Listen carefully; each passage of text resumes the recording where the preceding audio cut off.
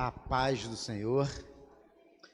Nós temos falado sobre oração dentro do entendimento de que seguir a Jesus é fazer o que ele fez. E se tem uma coisa que Jesus fazia, era orar. A oração, irmãos, é algo que move o físico e move o sobrenatural. Hoje nós cantamos sobre ela.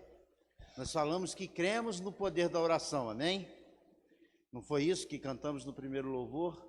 Nós falamos que a respeito das promessas do Pai que vão se cumprir na nossa vida. Então a gente crê num Deus que promete, num Deus que abençoa, num Deus que nos dá direção, num Deus que nos cura, num Deus que abençoa a nossa vida como um todo. Nós dissemos que vamos romper em fé. Então tudo aquilo que a gente cantou hoje, aquilo que a gente falou através da música, gira em torno de oração, de crer em Deus e de saber de que Ele pode fazer na nossa vida. E a oração é uma das ferramentas que Deus nos deixou para nos abençoar. A oração, ela cura. Nós somos curados através da oração. Isso é a Bíblia que diz, que nós devemos orar pelos nossos enfermos.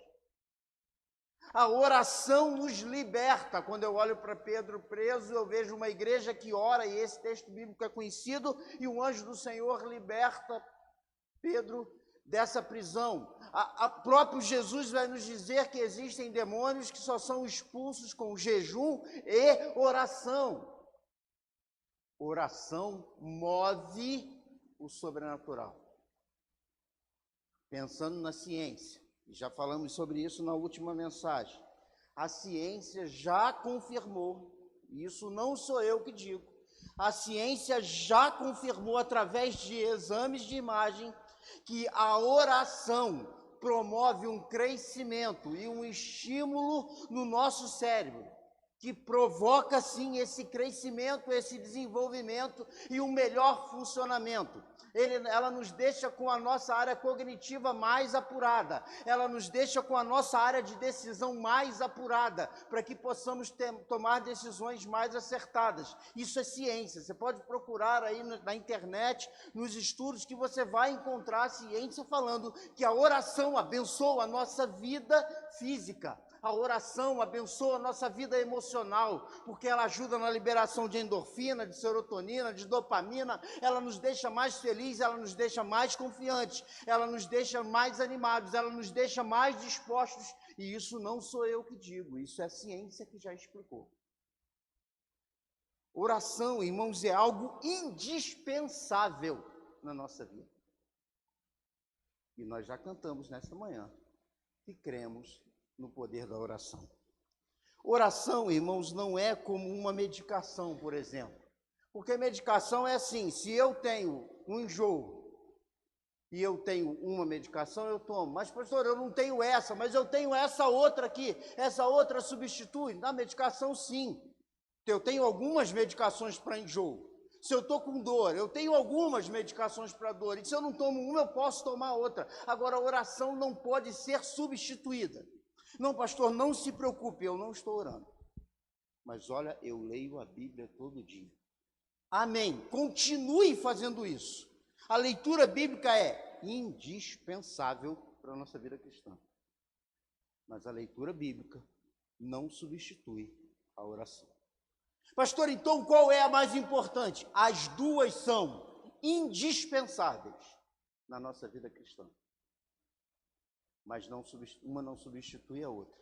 Pastor, não se preocupe, eu não estou lendo muito a Bíblia, eu não estou orando, mas eu estou aqui em todos os cultos. Continue vindo em todos os cultos. Participe de todas as programações. Isso é indispensável para a sua vida como cristão. Aqui nós encontramos fortalecimento, aqui nós encontramos apoio, aqui nós encontramos ajuda, aqui nós encontramos palavra do Senhor sendo pregada aos nossos corações, aqui nós oramos juntos, aqui nós estamos em união, e um corpo unido, ele é mais forte. A pior coisa na vida de um corpo físico, irmãos, é quando ele começa a lutar contra si mesmo. E aí nós vemos aí, por exemplo, as doenças autoimunes, que é, de uma forma muito simplificada, o nosso corpo lutando contra ele mesmo. Isso destrói a nossa vida. Isso nos traz desânimo, isso nos traz dor, isso nos traz uma série de complicações. Então é importante que você esteja aqui trabalhando em prol do corpo, vivendo o corpo, mas isso não substitui a leitura bíblica, isso não substitui a oração. É importante que a gente pratique essas coisas. Pensando na oração, irmãos, na importância dela para a nossa vida. Você quer ser mais feliz? A Bíblia te dá a resposta. E a ciência já confirmou. Ore mais. Pastor, eu estou desanimado. Eu estou entristecido. Tem muita coisa, eu não estou querendo mais nem vir à igreja. Ore mais. Mas sabe o que a gente às vezes faz? A gente se afasta. É como se eu estivesse doente, dentro do hospital. Doutor, eu vou embora porque eu estou passando mal. Aí ele vai virar para mim e falar, mas aqui é o melhor lugar para você passar mal. Porque a gente tem medicação, a gente tem um atendimento, a gente tem um exame, e a gente pode te ajudar a resolver esse problema. Qual é o melhor lugar para eu resolver, ou o melhor momento, ou as melhores atitudes que vão resolver o meu desânimo, o meu cansaço, a minha direção, que eu não tenho muito ainda, que eu ainda não consegui, a minha disposição, a minha orientação de Deus, aonde que eu alcanço isso? Entre outras coisas está a oração, que ela nos impulsiona para perto do Pai. Ela é uma comunicação direta com o Senhor dos Senhores, com aquele que pode nos dar a solução. Então, meu incentivo à igreja, nessas últimas mensagens, é ore mais. Você quer ser feliz? Ore mais. Você quer ficar mais animado? Ore mais. Você quer que Deus te dê a direção para a sua vida e a abençoe?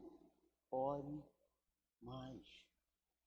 Invista um tempo entre você e Deus, na sua casa, na igreja, no trabalho, no trânsito, onde você estiver, e ore. A palavra de Deus nos diz, e a gente já falou sobre isso lá no caminho de Emaús, a oração, ela gera avivamento na presença do Senhor. A oração gera intimidade. Então, ore mais. Pastor, mas eu oro bastante. Olha para a sua semana. Quantas vezes você orou? Não, pastor, eu orei na hora do almoço, eu orei na hora da janta, eu orei na hora de dormir. Tá bom, continue fazendo isso. Mas invista um pouco mais de tempo. Você quer ser abençoado? Ore mais. Dentro dessas orações, irmãos, nós temos algumas partes da oração, ou algumas orações diferentes. Nós falamos sobre a oração de adoração e de glorificação do nome do Senhor. E entenda uma coisa, Léo, muito simples. Toda oração exige alguma ação, ou junto, ou antes dela. Então, pastor, eu explico fácil.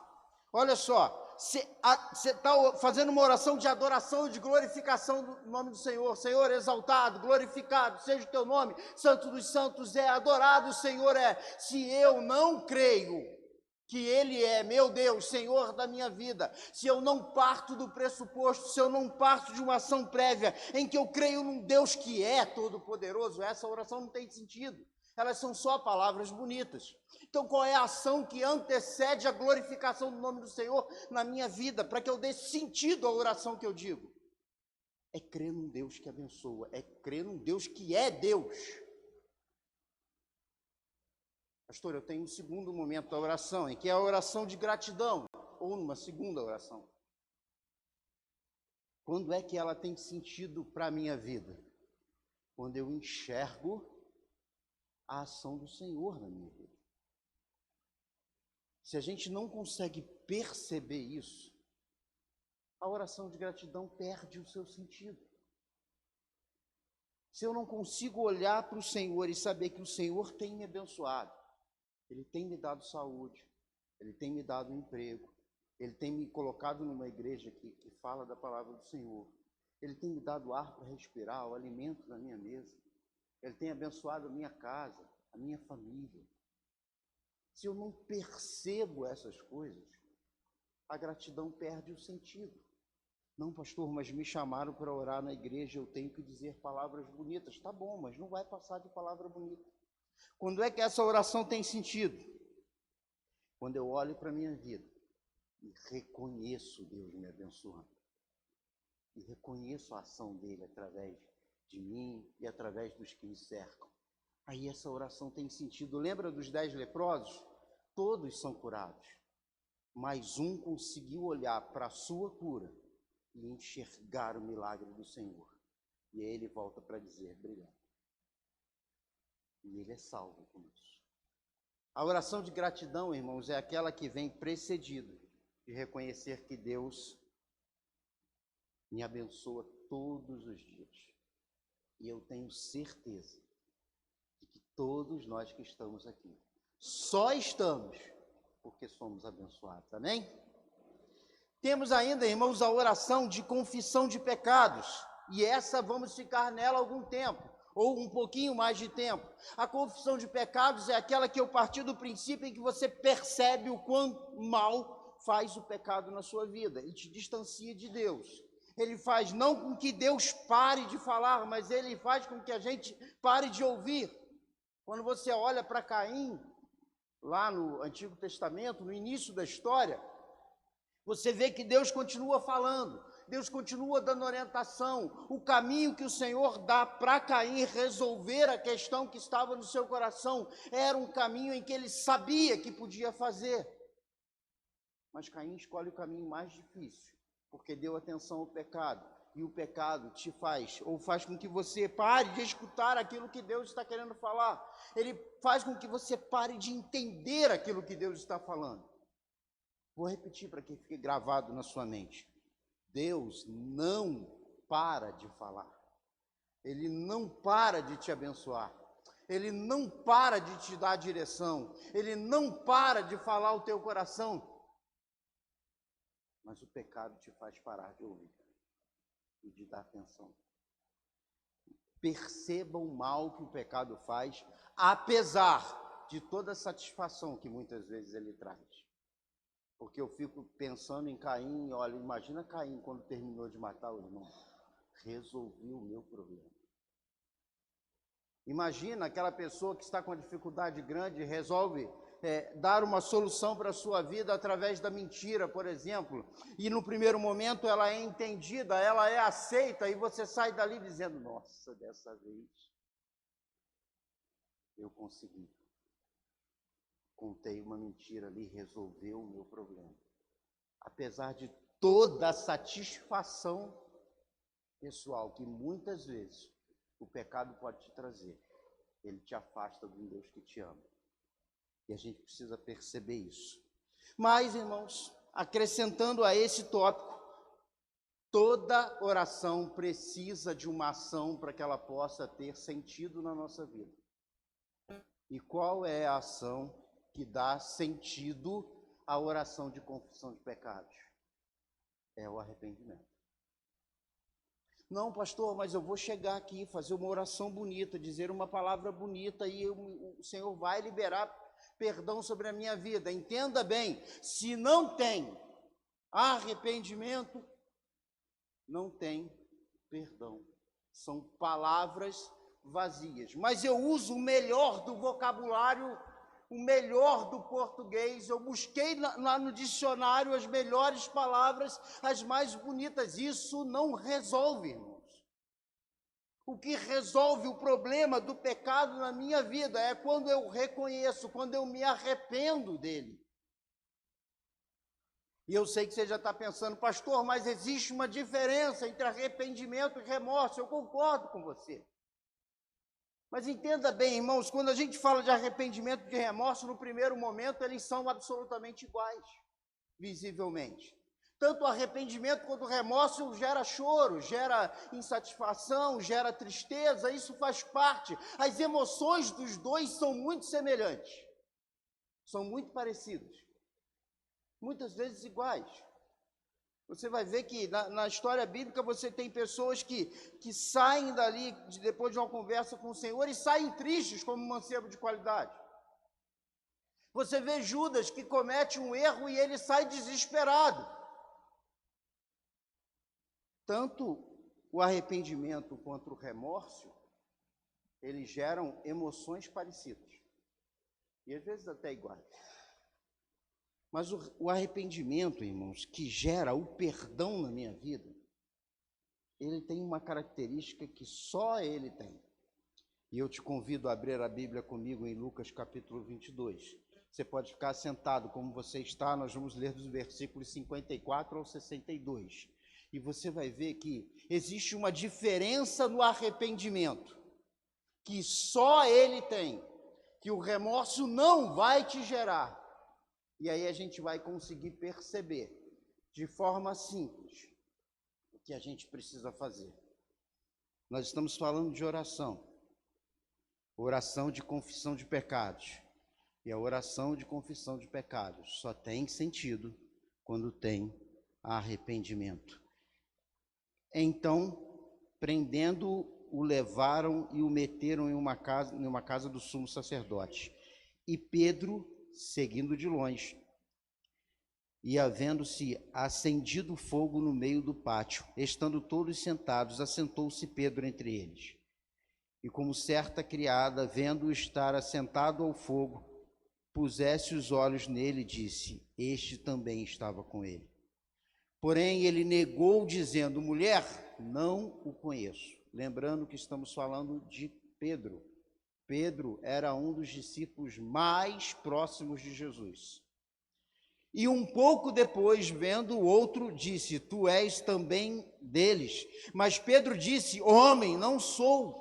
E passando quase uma hora, outro afirmava, dizendo: também este verdadeiramente estava com ele, pois também é galileu. E Pedro disse: homem, não sei o que dizes. E logo, estando ele ainda a falar, cantou o galo. E virando-se o Senhor, olhou para Pedro, e Pedro lembrou-se da palavra do Senhor, como lhe tinha dito: antes que o galo cante hoje, me negarás 3 vezes. E saindo Pedro para fora, chorou amargamente. Nós estamos falando de um homem, irmãos, extremamente bem conhecido na Bíblia. Um homem que era pescador, como a Bíblia nos ensina.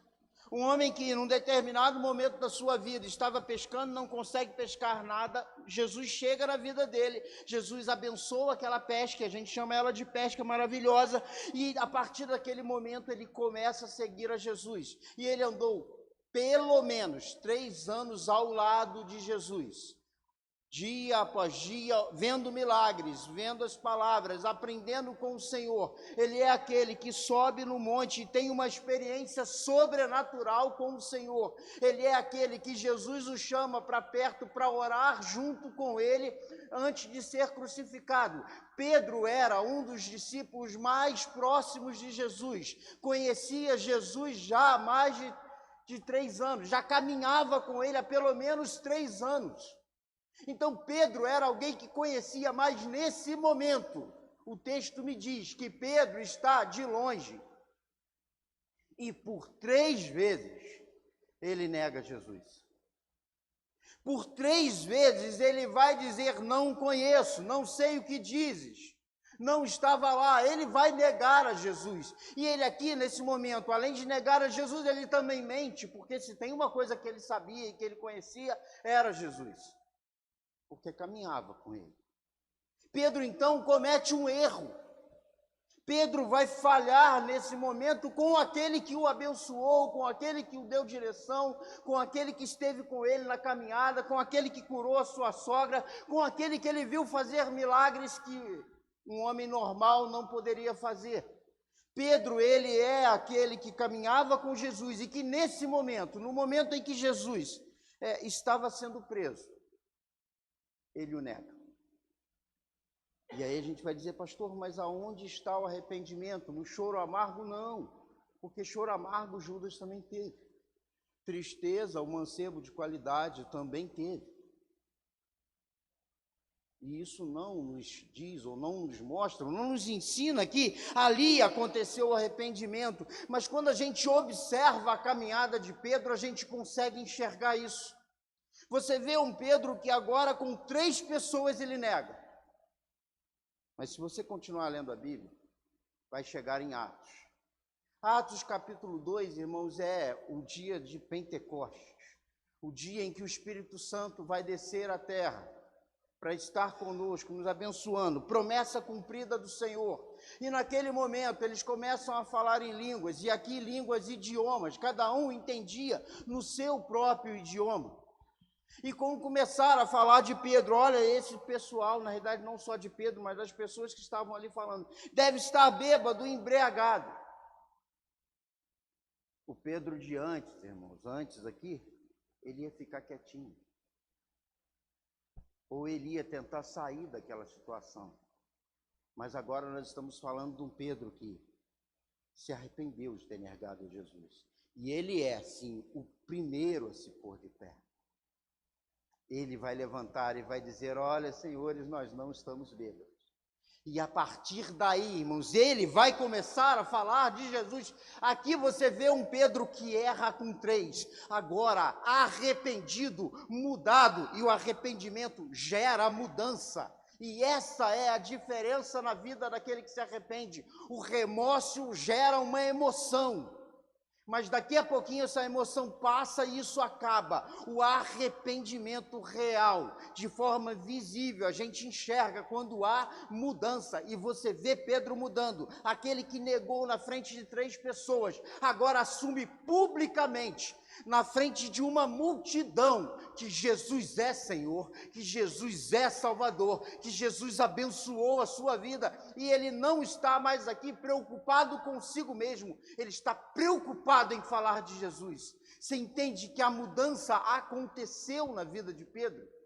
Existiu uma transformação. O Pedro que antes ficava de longe enquanto Jesus ia ser crucificado, o Pedro que disse para pessoas que não conhecia, que não sabia do que eles estavam falando, agora publicamente diz, Jesus é Senhor, Jesus é Salvador, Ele abençoou a minha vida e pode também abençoar a sua. Isso é fantástico, irmãos, isso é o poder do arrependimento, que gera mudança na nossa vida. Evangelho, irmãos, é mudança. Oração de arrependimento, oração de confissão de pecados, precisa vir acompanhado do arrependimento, e arrependimento gera mudança de vida. Um pouquinho na frente, capítulo 3, ele vai estar caminhando para o templo. O templo era o lugar onde ficavam os fariseus, os sinédrios, onde ficavam os líderes da lei da época. Quando ele chega nesse templo, tem um mendigo ali pedindo esmola, coxo, não conseguia andar. E ele vai pedir esmola para Pedro e João. Eu fico imaginando Pedro com medo, falando para ele, ó, vou te dar aqui, mas fica quietinho, não fala nada não. Pedro não faz isso. Pedro na porta do templo, nas escadas, diz, olha, eu não tenho ouro nem prata, mas o que eu tenho, agora te dou. Levanta. E aquilo, irmão, gerou um movimento no templo.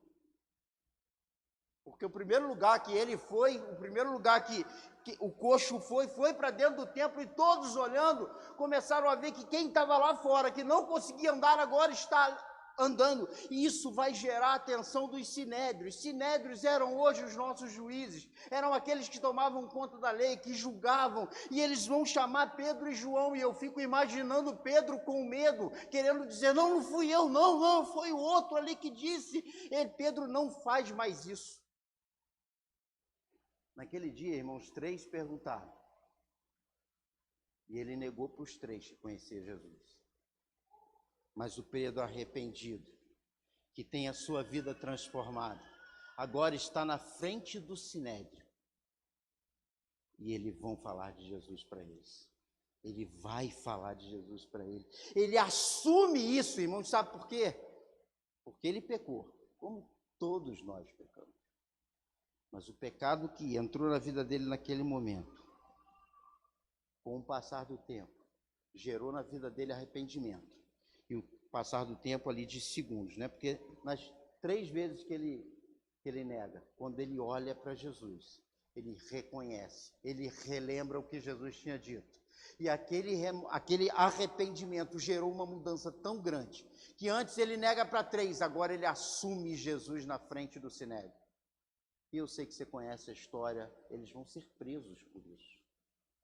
Olha o tamanho da mudança. As 3 pessoas que estavam lá atrás, irmãos, não podiam fazer muita coisa contra Pedro, era só ir embora e resolvido o problema. Agora ele está diante de pessoas que poderiam prendê-lo e machucá-lo. Ele não está mais preocupado com isso. Ele assume na frente desses homens, publicamente, que Jesus é Senhor, Jesus é Salvador, Jesus abençoou a vida dele e pode abençoar de muita gente ainda. E quando ele assume isso, irmãos, ele vai ser preso. E ele não está preocupado com isso. Não estou dizendo que não havia nenhum tipo de medo, nenhum tipo de desconforto, é lógico que houve. Mas o arrependimento que ele teve lá atrás gerou uma mudança tão grande na vida dele, que agora ele simplesmente diz: eu sou de Jesus, e Jesus também pode abençoar a sua vida. Entenda uma coisa simples: arrependimento gera mudança. Arrependimento dá sentido à minha oração. Quando eu abaixo a minha cabeça, fecho os meus olhos e digo para o Senhor: Senhor, me perdoa porque eu pequei. Se eu estou arrependido, o perdão é derramado sobre a minha vida. A paz chega ao meu coração. O peso da culpa vai embora, porque o perdão é derramado. Abaixa sua cabeça, fecha teus olhos. Oração, irmãos, não é uma prática de alguns.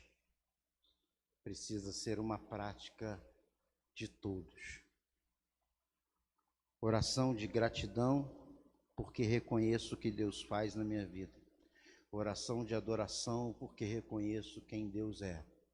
Oração de confissão de pecados, porque eu sei que quando eu me arrependo, mudo a minha vida. O Senhor me abençoa, me perdoa e libera o peso que está no meu coração. Se você já sentiu isso alguma vez, irmãos, e eu posso dizer que já senti, de você ter cometido algo errado em algum momento da sua vida, e o perdão do Senhor chegando até você, isso é algo sobrenatural e divino, que você também pode experimentar. E eu queria te convidar nesta manhã a experimentar desse perdão na sua vida. Enquanto você está com a sua cabeça baixa, com os seus olhos fechados, deixe que o Espírito Santo trabalhe em seu coração, a ponto de fazer lembrar, como Pedro lembrou aqui naquele momento, dos caminhos errados que muitas vezes seguimos. Lembrando, irmãos, e entendendo que caminho errado me afasta da presença do Senhor. Se você não quer estar longe do Senhor, o arrependimento fará parte do teu processo nesta manhã. Lembrando que arrependimento gera mudança. Arrependimento e confissão de pecados gera perdão. Senhor, em nome de Jesus, ó Pai, eu te dou graças pela tua presença nesse lugar. Te dou graças, ó Pai, porque o Senhor é um Deus que nos abençoa. É um Deus que cuida do seu povo. É um Deus, ó Pai, que caminha conosco nos momentos fáceis e nos momentos difíceis. É um Deus, ó Pai, que nos conhece na profundidade da palavra. Quando Pedro estava lá, tinha acabado de negar a Jesus, o Senhor o enxerga. porque sabe o que Pedro tinha feito. O Senhor é aquele, ó Pai, que nos conhece aonde nem nós mesmos nos conhecemos. Ele é onisciente, Ele é onipresente, Ele é onipotente. Ó Pai, nós não temos como nos esconder do Senhor. E creio, ó Pai, que como cristãos que somos, nós não queremos nos esconder de Ti. Nesta manhã, ó Pai, nós estamos de olhos fechados em oração, clamando a Ti por nossas vidas. E aqueles que concordam comigo, ó Pai, nessa oração, estão colocando diante de Ti nesse momento os erros, as falhas, os deslizes. E queremos clamar pelo Teu perdão, Pai. Perdão, Senhor, que nos abençoa, que nos faz retornar à vida, que nos faz retornar à Tua presença. Toma as nossas vidas nas Tuas mãos, ó Pai, eu peço em nome de Jesus. E o meu clamor também, ó Pai, a Ti e à igreja nesta manhã, é que Teu Espírito Santo tenha liberdade para agir em nossos corações, ó Pai, de tal forma que sejamos libertos do pecado, através do arrependimento e da confissão. Que o Teu perdão, ó Pai, seja liberado sobre as nossas vidas em nome de Jesus. E que saiamos daqui, ó Pai, com um ânimo renovado e com a Tua bênção, Pai. Eu nos coloco nas Tuas mãos, Senhor, e clamo por Tua direção. Nos desperta, nos aviva, nos transforma. Faz a Tua obra, ó Pai, nessa igreja. Desperta a igreja, Senhor, eu peço, para podermos Te buscar mais, para podermos orar mais, para podermos ler mais a Tua palavra, para podermos nos envolver mais com o Senhor, com a Tua obra, fazendo a Tua vontade, Senhor. Toma-nos nas Tuas mãos. Eu peço isso em nome de Jesus. Amém.